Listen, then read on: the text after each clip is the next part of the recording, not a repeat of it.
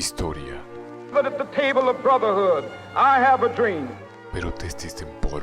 Капиталисты стараются посеять и раздеть в разумы между рабочими расами. Democracia es la puerta abierta para el trabajo libre.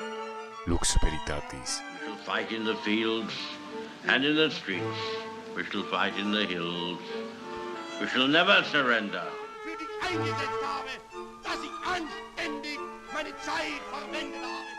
Vitam memoriae. Que hablen bien, qué bueno. Y si hablan mal, qué bueno. La cuestión es que hablen de ti, aunque sea mal. President Kennedy died at 1 p.m. Central Standard Time. Mr. Gorbachev, tear down this wall. Magistra vitae.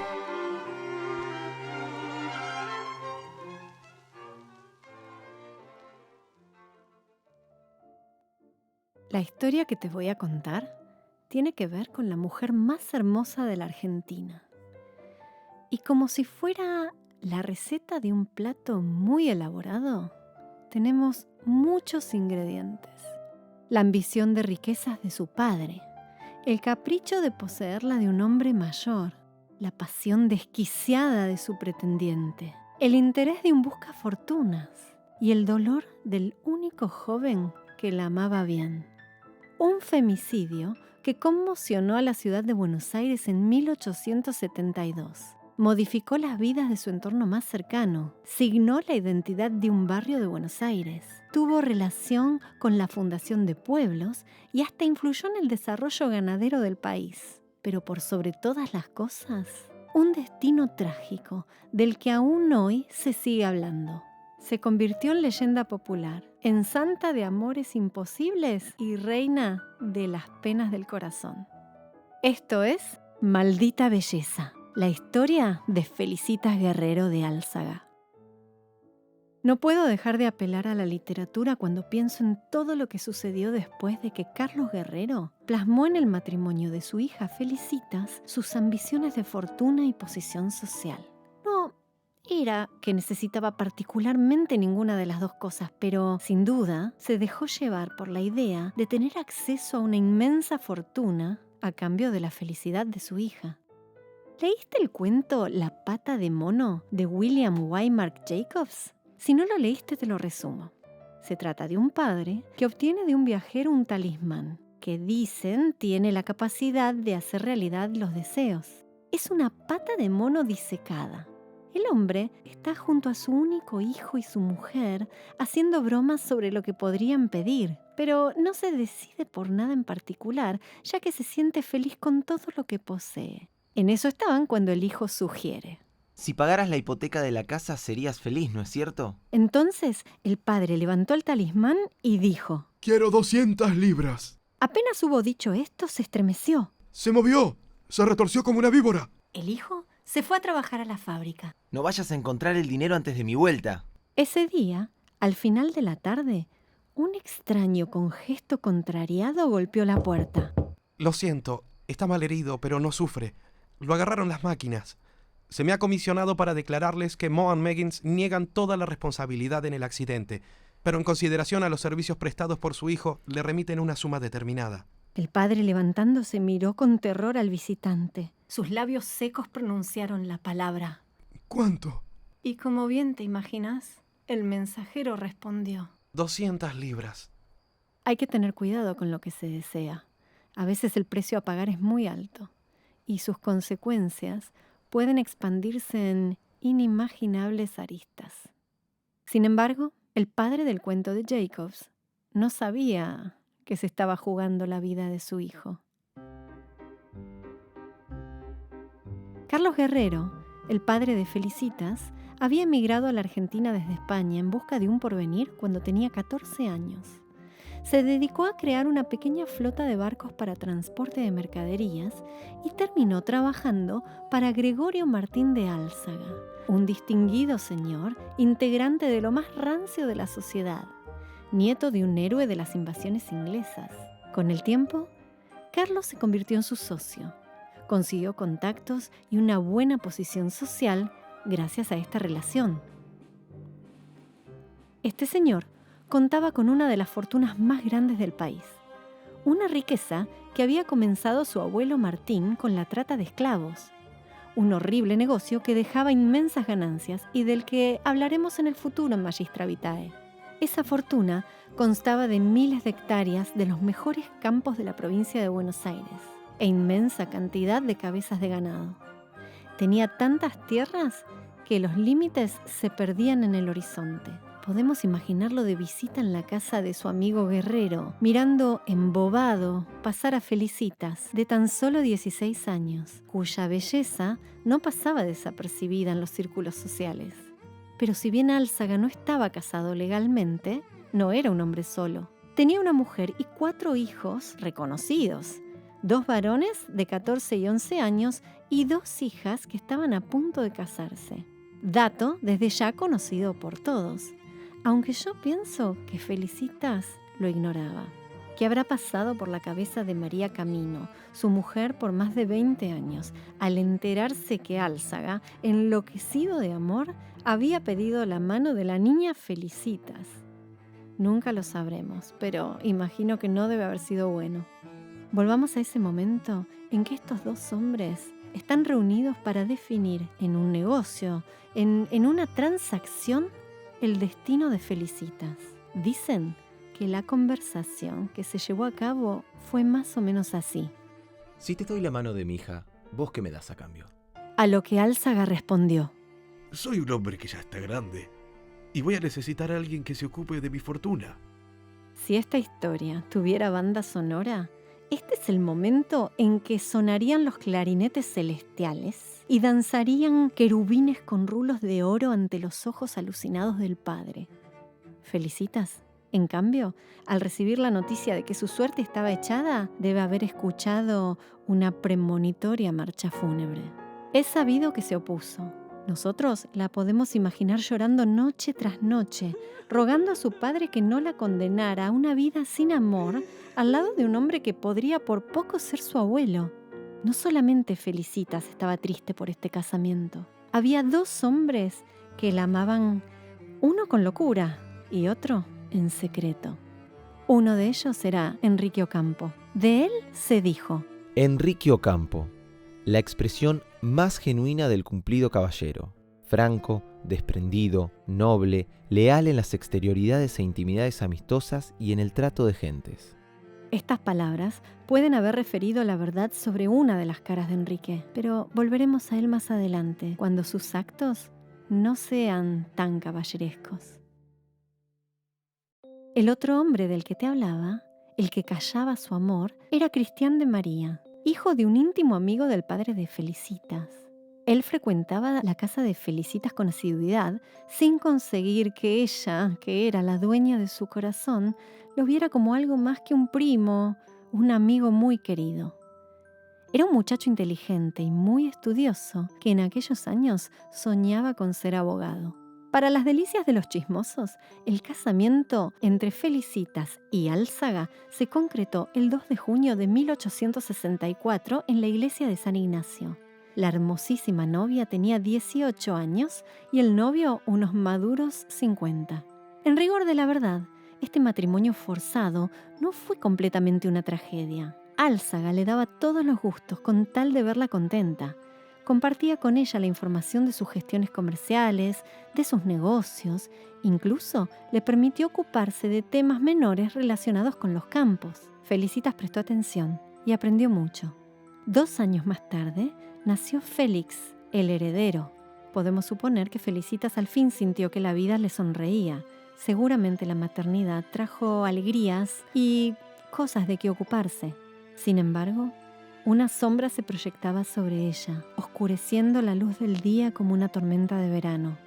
Nada iba a apartar al destino de la misión de llevar fortuna a quien más la deseaba. La suerte ya estaba echada. El pequeño Félix, de tan solo 3 años, murió el 3 de octubre de 1869 después de padecer fiebres intensas por varios días. Se dice a menudo en las publicaciones históricas que el niño murió de fiebre amarilla, aunque yo creo que puede haber muerto de cólera. Esta epidemia había devastado el campamento aliado en Tuyutí durante la Guerra del Paraguay y los enfermos fueron diseminando la enfermedad a medida que se los trasladaba a pueblos y ciudades usando el transporte fluvial, para llegar a Buenos Aires y propagarse con gran intensidad entre 1867 y 1869. Tenemos que pensar que recién en 1888 Roberto Koch descubrió el agente causal de la enfermedad, el vibrión colérico. Hasta ese momento era un mal desconocido, cruel y horrible. Se contraía a través del contacto o consumo de agua contaminada.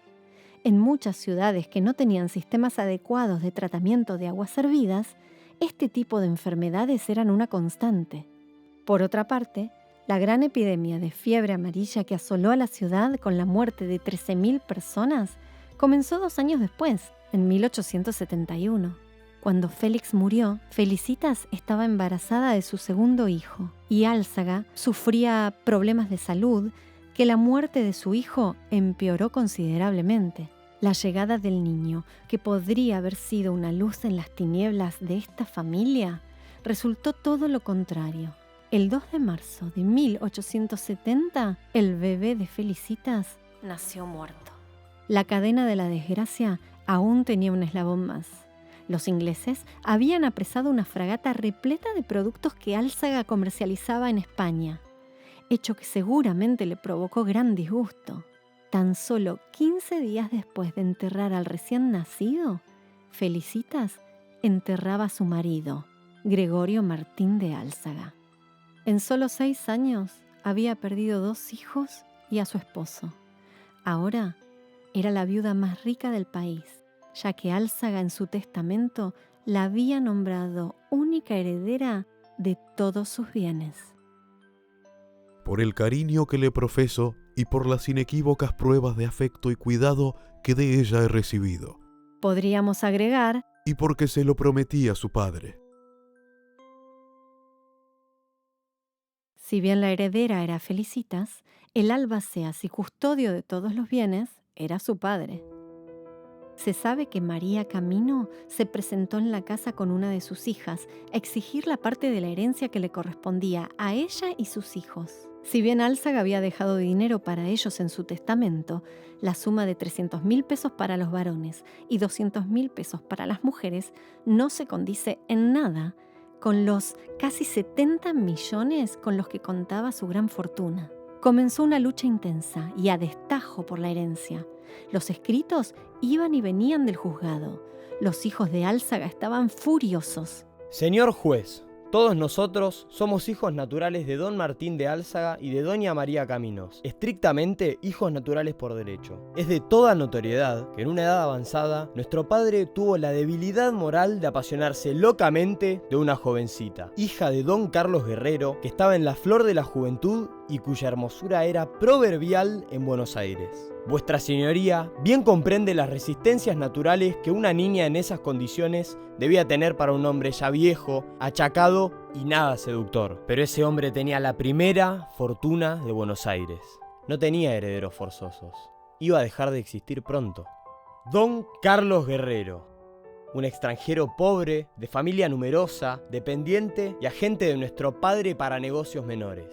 El resultado fue que la fantástica pasión del uno, abonada por su riqueza extraordinaria, venció todos los inconvenientes de la desproporción natural de las cosas. Y la niña hizo el sacrificio de cambiar su juventud por la riqueza, así como nuestro padre nos sacrificó a todos nosotros, que éramos sus hijos según la sangre y el amor, sacrificando también la resignación de nuestra pobre madre. Los hechos son notorios, señor juez, y por eso hablamos de ellos en esta forma. Nuestro padre nos reconoció como hijos naturales en su testamento y trató también de privarnos de la parte de bienes que nos daban las leyes, reduciendo su recuerdo para con nosotros a una miserable dádiva, a pesar de que sabía que éramos pobres. La ley no amparaba a los hijos naturales. Sin embargo, Felicitas hizo pagos voluntarios de varios millones a la mujer e hijos de su marido y consiguió dejar los reclamos adormecidos por algún tiempo. Después del luto de rigor y liberada la sociedad del flagelo de la fiebre amarilla, la viuda de Álzaga comenzó a hacer vida social. Los periódicos la mencionaban, un reconocido escritor la designó como la mujer más hermosa de la República. El inmenso patrimonio del que era dueña absoluta, sin duda, la embellecía. Los pretendientes y cortejantes eran demasiados. Pero te invito a volver a usar la imaginación.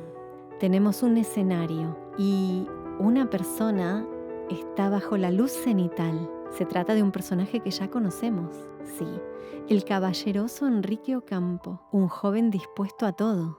Enrique siente que es su momento. Piensa que tiene todas las de ganar, que podrá concretar el viejo sueño de ser el hombre que camine por las calles de Buenos Aires con Felicitas colgando de su brazo, el hombre que la amará como se merece, como ella nunca ha sido amada. Cuentan que Enrique la sacó a bailar una noche. Dicen que aparecía en la puerta de la casona del barrio de Barracas de manera inesperada. Susurran que le había pedido que se casara con él muchas veces.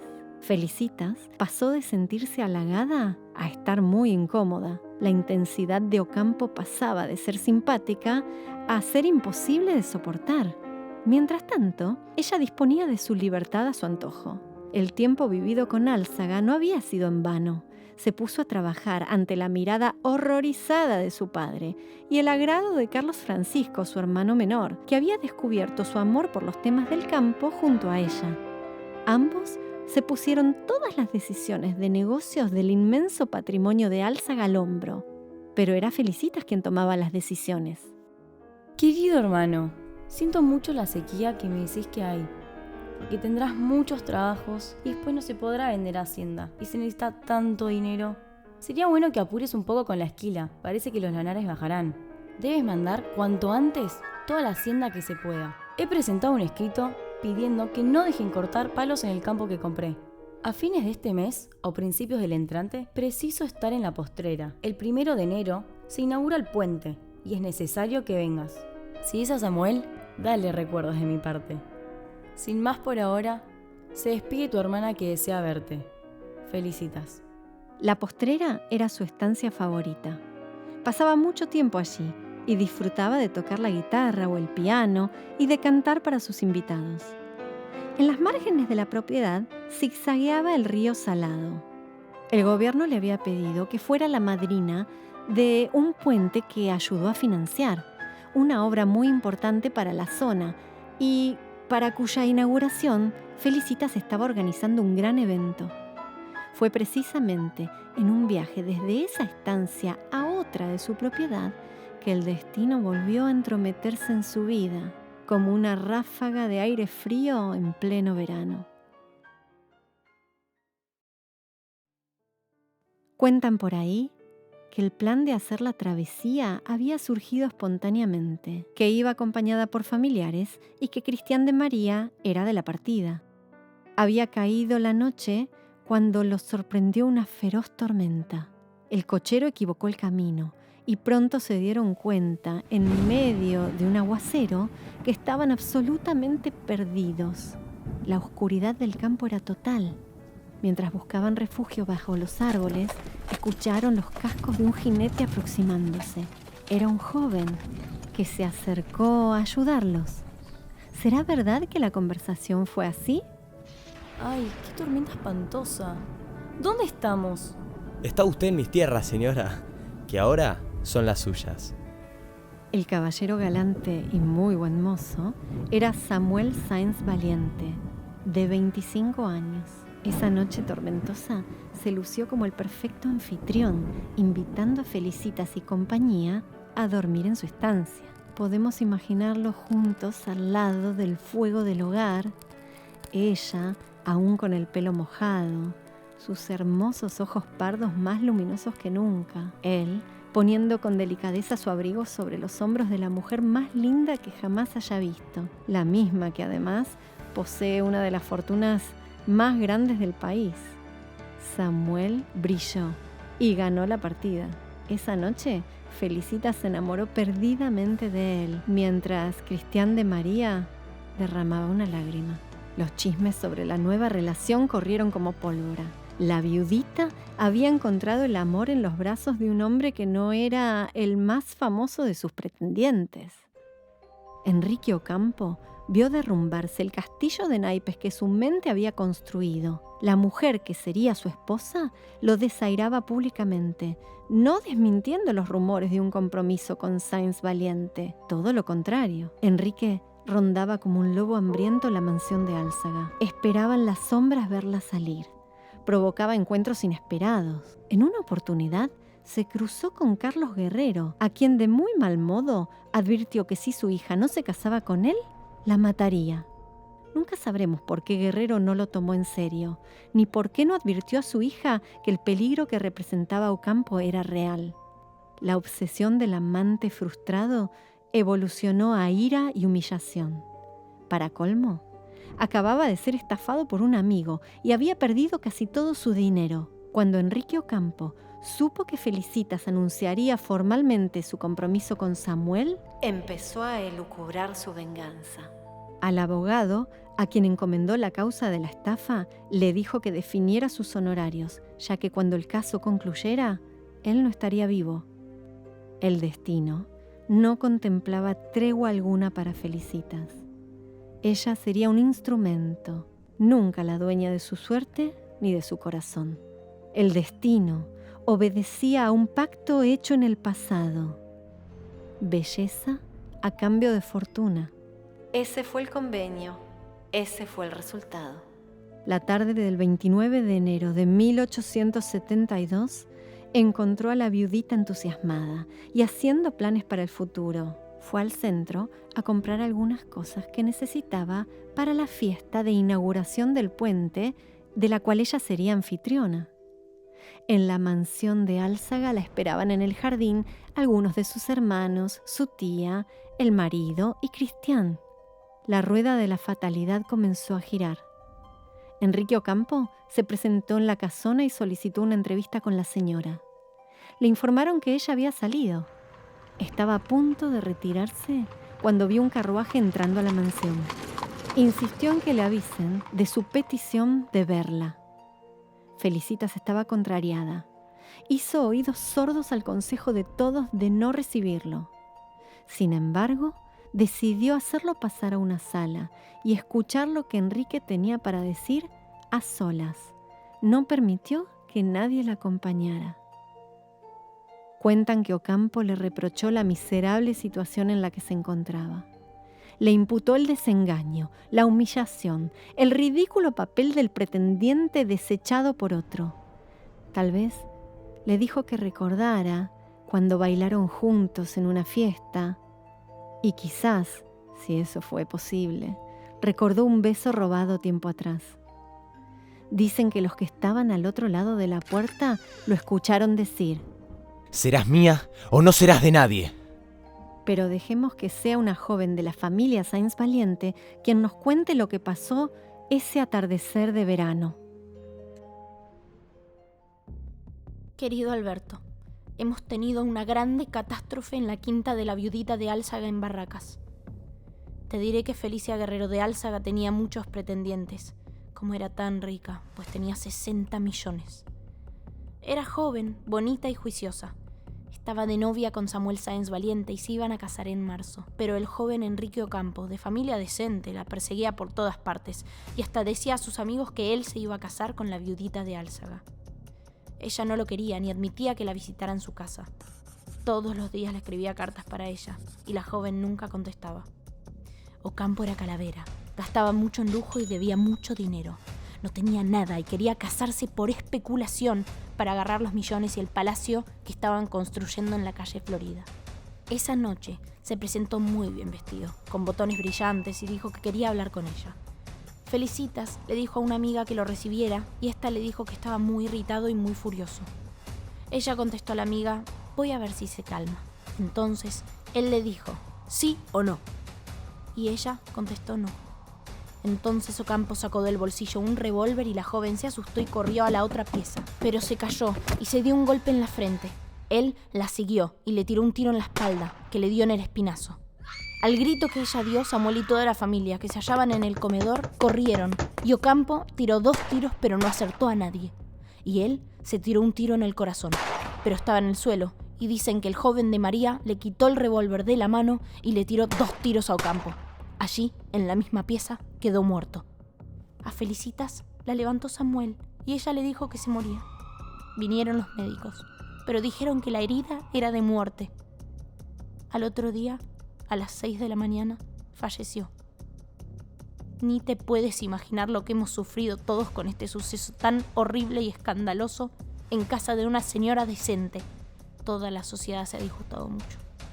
Carlos Guerrero, padre de la joven, no quería que se casase su hija con ninguna persona, como él es el albacea y corre con todos los intereses. Pero Felicitas estaba decidida a casarse con Samuel, y ella no amaba a ninguna otra persona más que a su novio. Pidió que por favor no le sacaran el medallón con el retrato de Samuel que llevaba puesto. Dicen que los primeros en entrar a la sala al escuchar los disparos fueron su hermano Antonio, de 14 años, y Cristian de María. Felicitas había caído contra la puerta, trabándola. El único que pudo escabullirse fue el muchachito, que apenas entró, recibió un balazo que le rozó la cabeza. Pudo arrastrarse y refugiarse bajo una mesa. Luego entró Cristian. Se arrojó encima de Ocampo. Forcejearon. Cristian consiguió manotear el arma y le disparó en el pecho. Pero Enrique no murió. Seguía luchando. Dicen que Cristian gritó: ¡Vas a morir como un perro, miserable asesino de mujeres! Luego le introdujo el revólver en la boca y disparó. Al joven Antonio, que estaba en shock bajo la mesa, le dijeron: Oíme, vos sos chico y nadie te va a preguntar nada. Esconde el revólver y no hables nunca de esto. Al cuerpo de Enrique lo mandaron a la iglesia de Santa Lucía en el mismo carruaje en el que había llegado. El grito de su madre al ver el rostro desfigurado de su hijo fue algo que todos en su familia recordaron por generaciones, y Victoria Ocampo lo recordó en uno de sus libros. Para el juez Justiniano Carranza, el caso fue un crimen pasional con suicidio. Los periódicos informaron el entierro de Enrique diciendo que había muerto de viruela. Felicitas agonizó por horas, hasta la mañana siguiente. Dicen que preguntó por Enrique y que pidió que vinieran otros médicos, quienes al ver que una bala había ingresado por el omóplato derecho, perforando un pulmón y rozando la médula, la desahuciaron. No había más nada por hacer.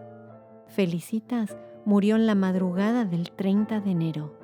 Unos días después, el diario La Nación publicaba lo siguiente: La coqueta, esa admirable actriz que ha elegido el mundo como escenario. Con sus miradas enardece el corazón del hombre, con sus suspiros inflama su alma, con sus sonrisas lo enloquece. Por eso, el hombre, avergonzado de este yugo insoportable causado por la tiranía que ejerce la mujer sobre su corazón, ha ideado la manera de romper tan pesadas cadenas, haciendo temblar al tirano en su trono.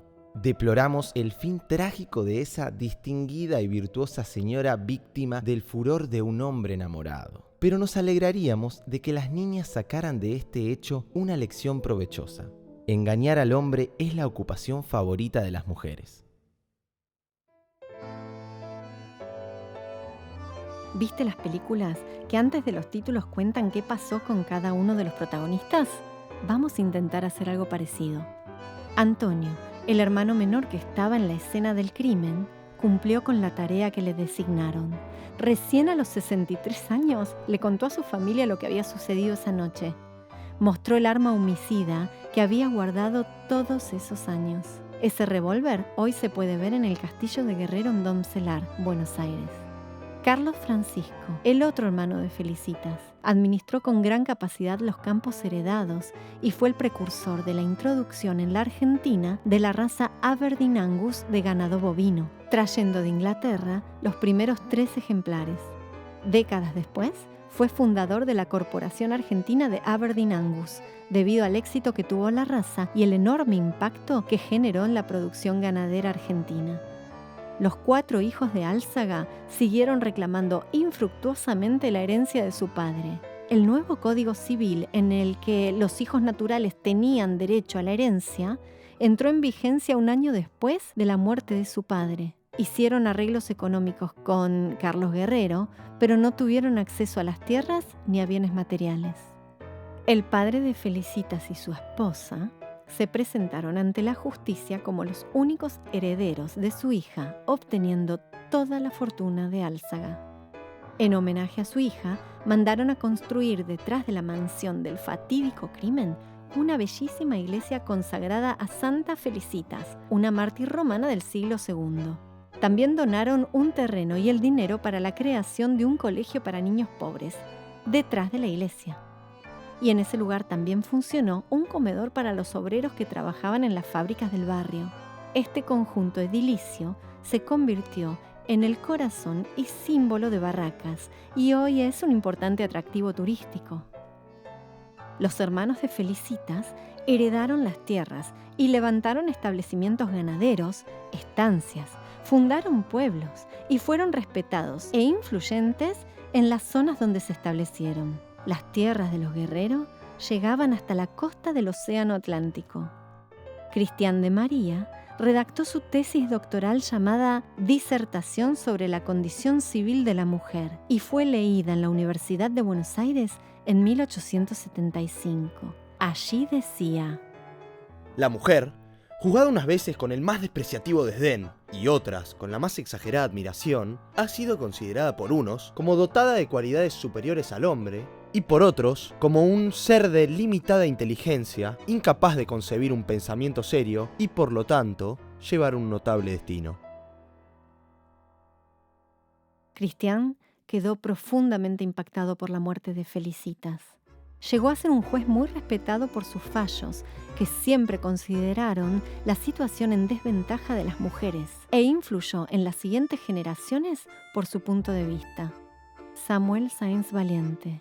Aquella noche llevó en sus brazos a Felicitas y la dejó en la cama. Silenciosamente se retiró del lugar con la sangre de ella en sus ropas. No fue al velorio ni al entierro. Nadie de la familia lo volvió a ver. Un año después, se casaba en la provincia de Entre Ríos con otra jovencita rica, la hija del general Urquiza. Samuel se suicidó a los 71 años por no asumir haber perdido su fortuna en el crack del 30. Hoy, el crimen de Felicitas sería llamado femicidio. La trágica historia abre innumerables aristas y fascina a todos por igual. Periódicos del mundo se hicieron ecos de la tragedia. El asesinato trascendió las fronteras.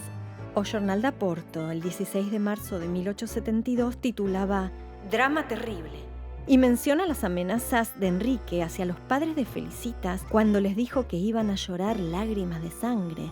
También dicen que Enrique se suicidó disparándose 2 tiros, uno en el corazón y otro en la boca. Tengo dudas de que haya podido hacer algo así. The Bruce Herald de Nueva Zelanda tituló «Trágica ocurrencia. Los 70 millones de dólares naturalmente atrajeron muchos pretendientes. El asesinato ha creado tanta conmoción que un carpintero de apellido Pérez quiso recrear el hecho a los pocos días. Al ser rechazado por una joven sirvienta, le disparó y luego se voló la tapa de los sesos». Un año después, el semanario de variedades La Perla Argentina publicaba estas palabras que imaginamos le deben haber estrujado el estómago a Carlos Guerrero. El amor paternal es una ley de la naturaleza. No obstante, vemos claramente con dolor que en nuestro siglo y en nuestra sociedad ese cariño no existe o no se respeta cuando el interés se le interpone. Vemos padres, o mejor dicho monstruos, pues tal es el calificativo que se debe dar a aquellos hombres avaros y sin dignidad que, dejándose arrastrar por la corriente turbulenta de la ambición, no titubean en trocar la mano y sentimientos de sus hijos por un asqueroso puñado de oro. Los matrimonios que hoy se efectúan por lo general son repugnantes contratos hechos por 2 padres que para nada consultan el corazón o la voluntad de sus hijos. Felicitas es a la vez local y universal, posiblemente porque hay historias tristes de chicas como Felicitas en todas las ciudades y en todos los países. La gente de Buenos Aires la santificó. Las chicas que están por casarse atan en las rejas de la iglesia o en la bóveda del cementerio de la Recoleta una cinta blanca pidiendo buena fortuna en sus amoríos. Dicen que las cintas amanecen mojadas por las lágrimas de Felicitas. Hay quienes refieren haber visto su espíritu deambulando por el atrio de la iglesia, mientras contempla su propia estatua en la que se ve representada junto a su pequeño hijo Félix. Sobre ella se escribieron libros y se filmó una película. En Facebook podés encontrar una página llamada La Joya de los Salones, donde la investigadora Mabel Podestá comparte su extenso archivo, indispensable para los interesados en la historia de Felicitas. Empezamos esta historia hablando del destino. Hablamos de pedir imposibles o desear fortunas y llamar al destino para que juegue a nuestro favor, incluso cuando no nos conviene. Me despido hasta nuestro próximo capítulo con estas palabras de Ernesto Sábato, que estoy segura te van a dejar reflexionando. El destino, al igual que todo lo humano, no se manifiesta en abstracto, sino que se encarna en alguna circunstancia, en un pequeño lugar, en una cara amada o en un nacimiento pobrísimo en los confines de un imperio. Ni el amor, ni los encuentros verdaderos, ni siquiera los profundos desencuentros son obra de las casualidades, sino que nos están misteriosamente reservados.